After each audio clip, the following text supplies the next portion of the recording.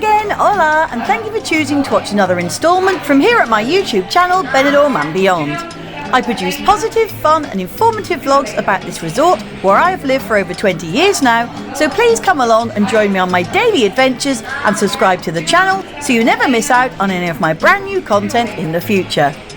Today's walk takes you for a stroll from the popular 4-star Med Hotel, the Rio Park, all the way down to the beautiful Avenida beachfront, which has been requested by one of my subscribers, so let's get started.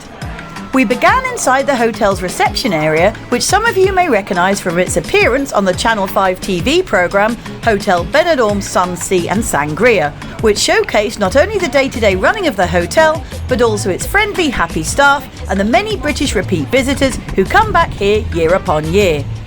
We then head out onto the pedestrianised side alley of Avenida Madrid, known locally as the Yellow Brick Road, passing the hotel's large mobility scooter parking and charging bay behind us on our right as we go. We then turn left, passing an advertising blackboard for the nearby cabaret venue and bar of Tommy's, and then head towards the Sunshine, where on our right we see the main entrance to the 4-star Servi Group Hotel Castilla with its iconic blue balconies and waterfall features. We, however, cross the main road ahead of us, Calle Jaén, and continue along the path, where on our left we see the Easy Hire Park and Charge Centre for mobility scooters and other electric vehicles, whilst on our right we pass the corrugated iron fencing that hides the still unfinished cultural centre, whose structure has been an eyesore for years now. Although one side of the building is open for business, holding local events on a regular basis, whilst the other side still looks a bit of a mess, with work seemingly never progressing, or certainly not when I ever pass anyway. If you'd like to support my channel and future vlogs by making a small donation, you can now buy me a coffee, or even 2 or 3. Just click on the down arrow next to the vlog title, which brings you to the description of this video. Then follow the link provided at the bottom. It's really that simple. Thank you so much. Towards the end of this small section, we see the Northern Ireland Irish Football Association bar on our left, who offer a selection of home-cooked food, as well as showing live sports matches. And then we walk by the large glass-walled premises of Home Sushi Benidorm, who have a huge range of Japanese and Asian dishes available in their air-conditioned interior.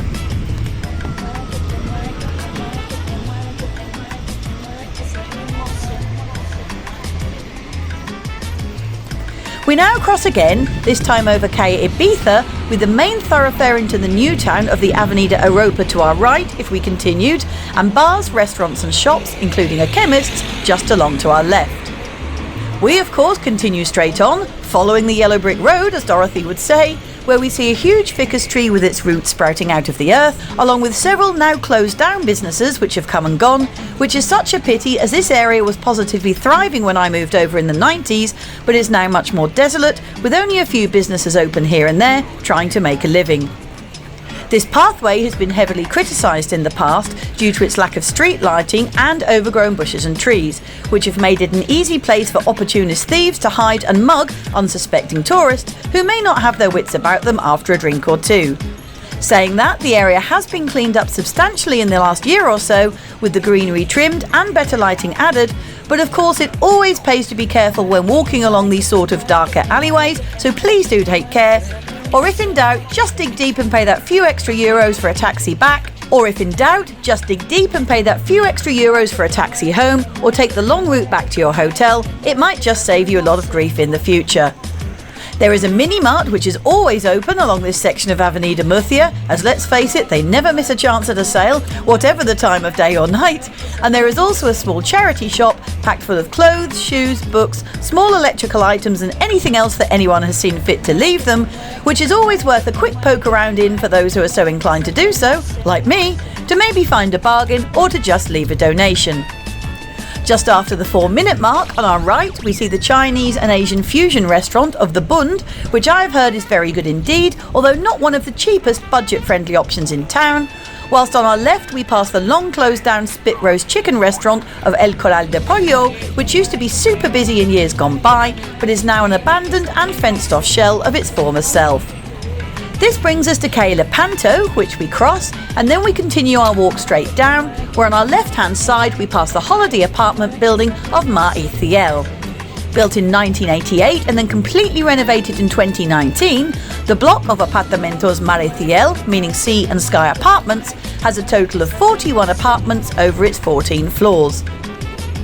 Inside you have a choice of 1 or 2 bedroomed accommodation which can sleep 3 and 5 guests respectively, and all offer free Wi-Fi, spacious terraces with sea views, a free safety deposit box and a 32-inch TV with international channels, along with a fully equipped kitchen and living room space.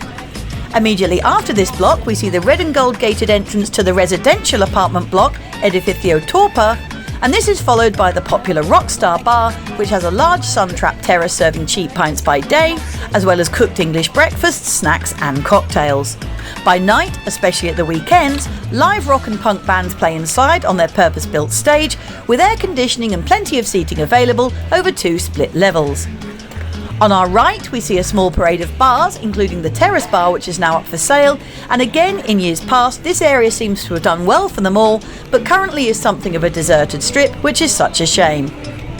We now reach Calle Girona, or Benidorm's famous neon strip, full of nightlife, where you can still find bars open by day, offering sunny terraces and drinks deals, with popular names including Jumping Jacks, The Funky Flamingo and Andy's Bar.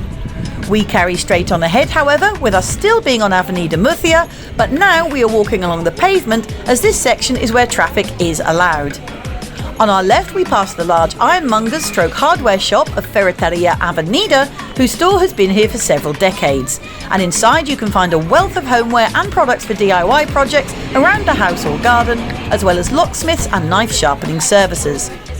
Carrying on, we pass a mini-mart and a closed-down bar, and then the late-night party and music bar of the Tipsy Parrot, along with Violetta's hair and beauty salon, the Enigma Gastro Lounge, a Chinese massage parlour, and finally on the corner, the large L-shaped premises of the Chinese shop Mediterraneo 17, selling all the usual fashion wear, beach items, toys and accessories.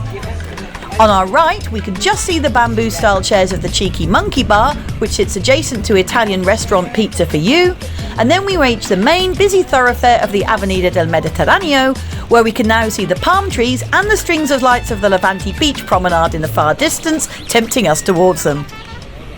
Being careful to cross this busy road and central cycle lane when the green man lights up, and not just taking your chance to cross when you can like I do for the purposes of the video, we then continue along our final stretch of Avenida de Murcia. On our right we see the American rib and steak restaurant of Tony Roma's, which seems to get some very mixed reviews in terms of food, service and value for money, and then we approach our final stretch, which leads us all the way down to the gorgeous golden sands of the Levante beach. On our right we will pass a public toilet block as we walk, whose opening hours are displayed on the side wall, and which vary in summer and winter, and as I puff my way down to the prom in some 30-degree heat, we reach Avenida de Madrid, which is what this section of the seafront is officially known as. Here in front of us we at last come to the beautifully kept Levante beach, with Peacock Island staring back at us from the Mediterranean, and this brings us to the end of today's vlog.